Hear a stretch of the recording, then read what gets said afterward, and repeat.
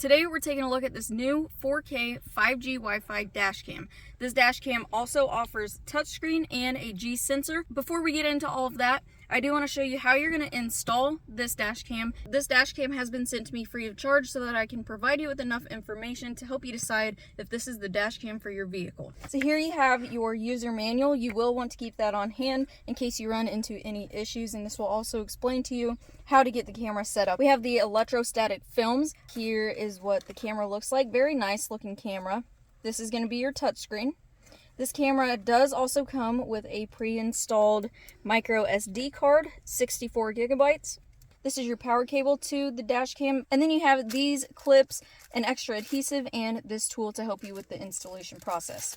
And lastly, they do also provide you with the reset pin. So to install the camera, the first thing you want to do is place an electrostatic film wherever you want the camera to be, because the adhesive on the camera is what is going to stick to the electrostatic film. The reason they have that is because this adhesive is so strong, it's going to be very difficult to pull off of the windshield, and having the electrostatic film underneath makes it a little bit easier should you ever have to remove the camera. A recommendation that they have is to place it on the passenger side of the rear view mirror. So if I was installing this, I would probably place it about right here. Next, you would just peel the protective film off of the adhesive and then place the sticky part inside of the circle that is on the electrostatic film. And then you can also adjust this camera right here so you can get the best angle possible. For the power cable, this is a very, very long power cable, which is where the clips and this tool is going to come in handy. So it just plugs into your cigarette outlet. And then with all of this extra wiring, depending on where you put it, whether that be the driver's side or the passenger side, you're going to feed that wire up under here. Using this tool, you're just going to push it up under.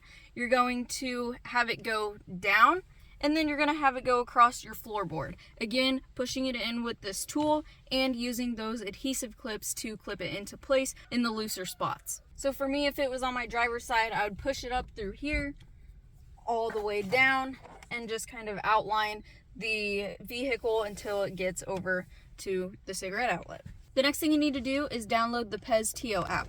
A really nice thing about this app is that once you get it connected to the camera's Wi-Fi, it's good to go. You don't have to make any separate accounts, any subscriptions, nothing like that. Once you get the app connected to the camera, like I said, good to go. So I just want to show you how simple this is. As soon as you plug in your camera to the cigarette outlet, it's automatically turning on. Like right now, I can show you through the touchscreen that it's already recording, even though I'm not connected to the app. So we are going to allow these permissions, and then we're going to add camera. That simple, in just a matter of seconds, your camera is connected. So before we take this camera on a drive to look at the quality, I do want to go over some of the camera settings. The first thing you want to do before using your camera at all is format the SD card. And if you heard that, the camera said formatting is completed, so now it's good to go. From the camera settings, you can do sound recording, so you can have that on or off.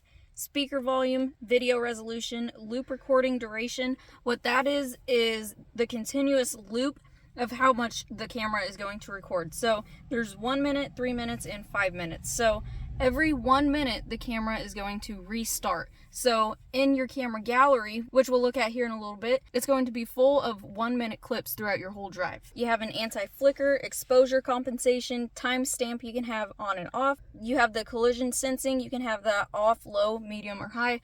What that is going to do is if the camera detects a crash or any shock, then it's going to lock the video, and I'll show you what that looks like here shortly. Take you into the settings. So you have your video resolution, 4K or 2K, loop recording, 1 minute, 3 minutes, or the 5 minutes. G sensor, low, medium, and high. Like I said, that is the crash or shock detector. So if you heard that, it said video lock because it detected that shock.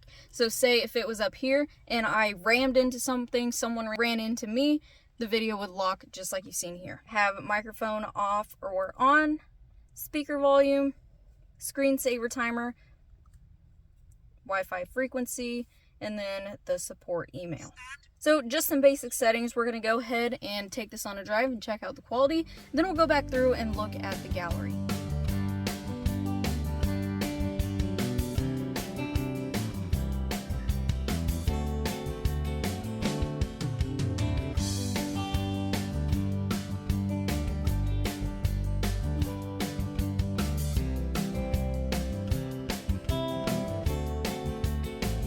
So from that drive we just went on, if you want to go back through and look at those looped clips, those are going to be found in your camera file. So we can click on one, and it's going to be a 1 minute clip. Again, you can have it on 3 or 5 minutes. Snapshots, if you take any, is going to be located here. You can hold that and also delete or download it. If you download it, that is going to go into your phone's photo album. And then the locked footage is going to be whenever the camera detects any shock. Dash cams, I feel, are very important to use. You can catch a lot of crazy stuff on your dash cams while you're driving. Everything worked out great. So this is the 4K 5G Wi-Fi. Very easy to use, very simple setup, and it is a dash cam that I think you should consider for